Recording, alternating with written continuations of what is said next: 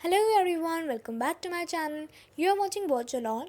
और आज की वीडियो में हम लोग डिस्कस करने वाले हैं meaning of demand, demand schedule, demand curve and about law of demand.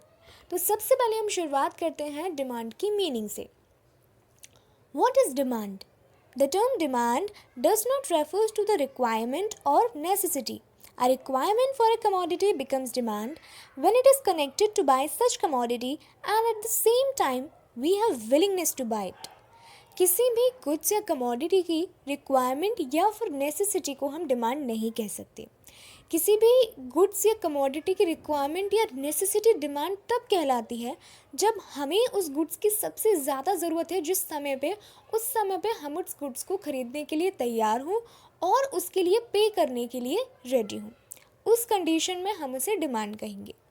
अब ये तो बात हो गई डिमांड की मीनिंग की। अब इसे और अच्छे से समझते हैं हम एक डेफिनेशन से। An effective desire which can be fulfilled at a particular point of time. एक प्रभावित ऐसी इच्छा जो किसी पर्टिकुलर पॉइंट ऑफ टाइम पे पूरी की जा सके किसी गुड्स के द्वारा, उस गुड्स को हम लोग डिमांड कहेंगे। उस गुड्स को खरीदने की इच्छा को हम डिमांड कहेंगे। ओके, सो ये तो बात हो गई डिमांड की। अब कुछ डिमांड के लिए ऐसे इसेंशियल एलिमेंट्स होते हैं जिनके बिना हम किसी भी गुड्स की रिक्वायरमेंट को डिमांड नहीं कह सकते।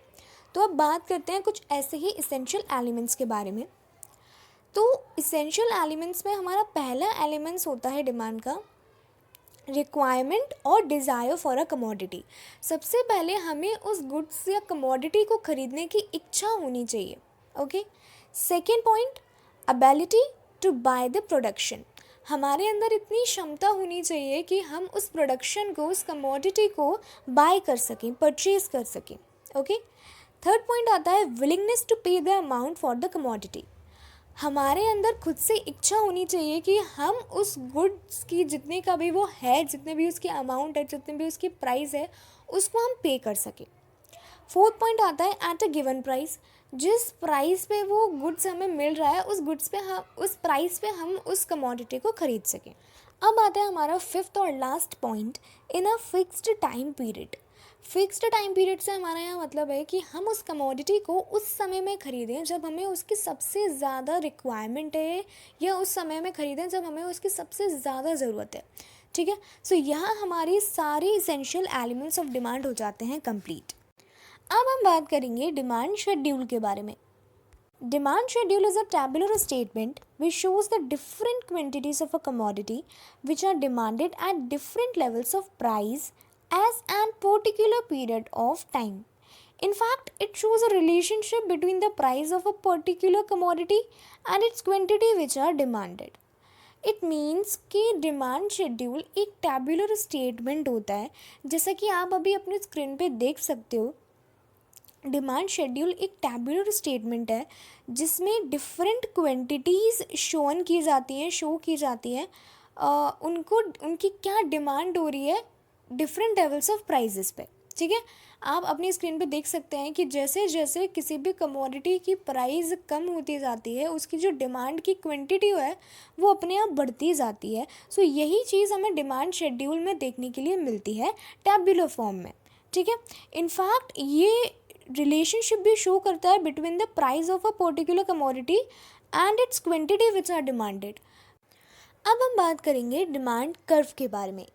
Basically demand curve is an graphical representation of demand schedule.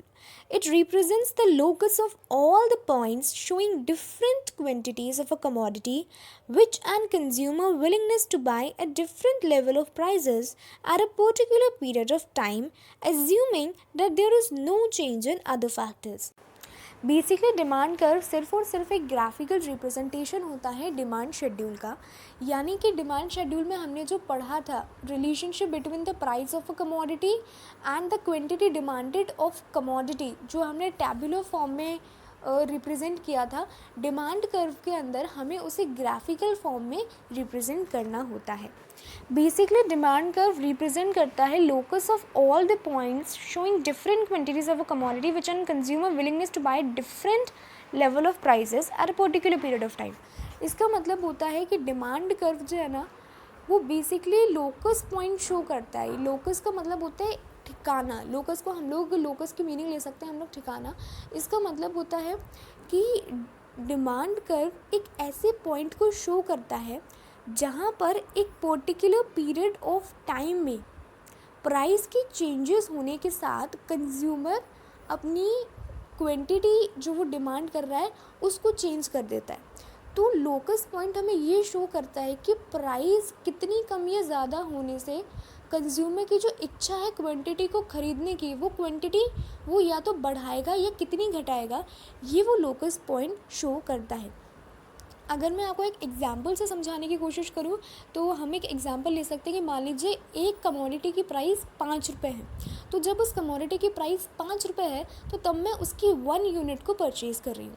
लेकिन जब उस कमोडिटी की प्राइस 4 रुपये हो गई तब मैं उसके 2 यूनिट्स को परचेज़ करती हूँ। तो जो वो 4 और 2 यानी कि जो 4 रुपीज़ और जो 2 यूनिट्स के बीच में जो एक हम लोग लोकस पॉइंट आएगा ना, वो हम डिमांड कर्व में शो करेंगे। ओके, सो यहाँ पे आई होप आपको डिमांड कर्व का कॉन्सेप्ट क्लियर हो गया होगा। अब यहाँ पे एक लास्ट पॉइंट में लिखा हुआ है assuming that there is no change in other factors. इसका मतलब क्या होता है? देखिए, एज्यूम का मतलब होता है थिंक मतलब सोचना। Thinking that there is no change in other factors, इसका मतलब कि जब किसी भी कमोडिटी की प्राइस के चेंज होने से कंज्यूमर जो उसकी क्वांटिटी को डिमांड कर रहा है उसमें चेंज होता है। तो यहाँ पे सिर्फ और सिर्फ प्राइस कम या ज़्यादा होने से क्वांटिटी डिमांडेड कम या ज़्यादा होगी। बाकी डिमांड को इन्फ्लुएंस करने वाले जितने भी फैक्टर्स हैं वो सारे कांस्टेंट रहेंगे। इस लाइन का मतलब ये है।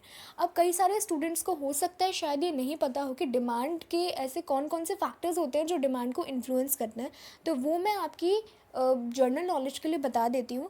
डिमांड को इन्फ्लुएंस करने वाले 5 फैक्टर्स होते हैं। सबसे पहला price of commodity, second change in price of substitute goods, third change in price of complementary goods, fourth income of a consumer, and fifth consumers taste and preferences. Okay, so यहाँ पे यानी कि हमारे demand curve में सिर्फ और सिर्फ price increase या डिक्रीज़ होने से जो क्वांटिटी डिमांड है वो इंक्रीज़ या डिक्रीज़ होगी। बाकी जितने भी फैक्टर्स हैं, जो बाकी के 4 रिमेनिंग फैक्टर्स हैं, वो सारे कांस्टेंट रहेंगे, यानी कि उनमें कोई भी चेंज नहीं होगा। अब हम बात करेंगे हमारे आज के चैप्टर के सबसे इम्पॉर्टेंट टॉपिक को, law of demand. According to the law of demand, the other factors of the demand will be constant. If the price of a commodity will be falls, then its demand will be rise, and on other hand, if the price of a commodity will be rise, then the demand of such commodity will be fall. Thus, there is an inverse relationship between the price and quantity of a commodity which are demanded, other things being same. Law of demand के according price of a commodity को छोड़कर demand को influence करने वाले जो भी factors होते हैं वो कांस्टेंट रहेंगे। लॉ ऑफ डिमांड के अकॉर्डिंग कि जब किसी भी कमोडिटी की प्राइस कम होती है तब उसकी डिमांड बढ़ जाती है, एंड ऑन अदर हैंड अगर किसी भी कमोडिटी की प्राइस बढ़ती है देन ऑटोमेटिकली उसकी डिमांड कम हो जाती है। Thus, there is an inverse relationship between the price and quantity of a commodity which are demanded. इसलिए price and quantity of a commodity जो हम डिमांड कर रहे हैं इसके बीच में इन्वर्स रिलेशनशिप होता है। हमने डिमांड शेड्यूल में पढ़ा था कि प्राइस और क्वांटिटी में डायरेक्ट रिलेशनशिप होता है, बट लॉ ऑफ डिमांड में यहाँ इन्वर्स रिलेशनशिप होता है। Okay, and other things being same. Other things being same का मतलब होता है बाकी सारी चीज़ें एज इट इज़ रहेंगी, यानी कि उनमें कोई भी चेंज नहीं होगा। अदर थिंग्स बीइंग सेम मतलब जो डिमांड को इन्फ्लुएंस करने वाले जो अदर फैक्टर्स हैं वो कांस्टेंट रहेंगे, उनमें कोई चेंज नहीं होगा। ओके, अब लॉ ऑफ डिमांड को बहुत अच्छे से डिफाइन करते हुए प्रोफेसर मार्शल ने एक अच्छी अपनी डेफिनेशन दी है, मैं आप लोगों के साथ शेयर करना चाहूँगी। प्रोफेसर मार्शल कहते हैं the amount demanded increase with fall in price and diminishes with a rise in price। इसका मतलब है कि जो भी अमाउंट या जो भी क्वांटिटी हम डिमांड कर रहे हैं वो बढ़ जाएगी प्राइस के कम होने से और घट जाएगी प्राइस के ज़्यादा होने से। ये प्रोफेसर मार्शल ने लॉ ऑफ डिमांड की अपनी एक डेफिनेशन दी थी। अब एक इम्पॉर्टेंट पॉइंट जो मैं आप लोगों को बताना चाहती हूँ, law of demand also known as first law of purchase. जब भी आप एग्ज़ाम में लिखने जाएं तो आपको कोशिश करनी है कि ये लाइन आप याद रख सकें, तो आप इसे अच्छे से हाईलाइट कर दीजिएगा। ये बहुत इंपॉर्टेंट पॉइंट है कि लॉ ऑफ डिमांड को हम लोग फर्स्ट लॉ ऑफ परचेज भी कहते हैं। ओके, सो ये हमारी बात हुई अभी तक लॉ ऑफ डिमांड की। लेकिन एग्ज़ाम में सिर्फ लॉ ऑफ डिमांड की मीनिंग या डेफिनेशन लिखना ही काफ़ी नहीं है। Without diagrammatic representation law of demand अधूरा है। जब तक हम लॉ ऑफ डिमांड को डायग्रामेटिक रिप्रेजेंटेशन में शो नहीं करेंगे, तब तक लॉ ऑफ डिमांड के लिए आप फुल मार्क्स एक्सपेक्ट नहीं कर सकते। तो बहुत ज़रूरी है कि हम लॉ ऑफ डिमांड को डायग्रामेटिकली भी समझें। तो अब बात करते हैं कि लॉ ऑफ डिमांड को हम लोग डायग्रामेटिकली किस तरीके से रिप्रेजेंट कर सकते हैं और इसे किस तरीके से समझें। अब आप अपनी स्क्रीन पे देख सकते हैं, आपको अपनी स्क्रीन पे एक डायग्रामेटिक रिप्रेजेंटेशन दिख रहा होगा। ये diagrammatic representation law of demand का है। तो आइए अब हम समझते हैं कि लॉ ऑफ डिमांड का ये डायग्रामेटिक रिप्रेजेंटेशन कैसे बना और इसमें हर एक पॉइंट का क्या मतलब है। आपको यहाँ काफ़ी सारे पॉइंट्स दिख रहे होंगे, P1 P2, Q1 Q2, R1 R2, है ना। यहाँ पे हमने वर्टिकल लाइन में प्राइस ऑफ अ कमोडिटी रखी हुई है और जो हॉरिजॉन्टल लाइन है यहाँ पे जो क्वांटिटी डिमांडेड है वो हमने शोन की है। P का मतलब होता है प्राइस ऑफ कमोडिटी, Q का क्वांटिटी डिमांडेड। यहाँ ऊपर आपको एक D पॉइंट दिख रहा होगा, इसका मतलब होता है डिमांड। Y एक्सेस और यहाँ X एक्सेस और ये ज़ीरो, यहाँ पे ये पॉइंट ज़ीरो ही आता है। यहाँ पे आप देख रहे होगे R1 R2। सो ये R1 R2 हमने लोकस पॉइंट को नाम दिया है R1 R2। आप चाहे तो कोई और लेटर भी जो आप देना चाहो, REPQ what ever you want, sorry P नहीं, क्योंकि P तो यहाँ प्राइस है, ठीक है। सो P और Q को छोड़ के और ये DYX इन सब को छोड़ के जो आप लेटर देना चाहो वो आप दे सकते हो अपनी मर्ज़ी से। तो ये R की कोई स्पेसिफिक मीनिंग नहीं है, ये हमने सिर्फ लोकस पॉइंट पे एक लेटर डोनेट किया है यहाँ पे। ओके, तो आइए अब समझते हैं कि कैसे बना ये लॉ ऑफ डिमांड का डायग्रामेटिक रिप्रेजेंटेशन। देखिए, ये जो P1 P2 है, ये हमारा सिर्फ और सिर्फ एक प्रोफेशनल रिप्रेजेंटेशन जो होती है लॉ ऑफ डिमांड की, ये मैंने उस तरीके के एक डायग्राम बनवाया है। अब हम बात करेंगे, लेकिन हमें इसे समझने के लिए मैं आपको एक बहुत इजी तरीके से कोशिश करूँगी आपको समझाने की। मान लीजिए ये जो P पॉइंट दिख रहा है आपको, इसको हम नंबर से डिनोट करते हैं।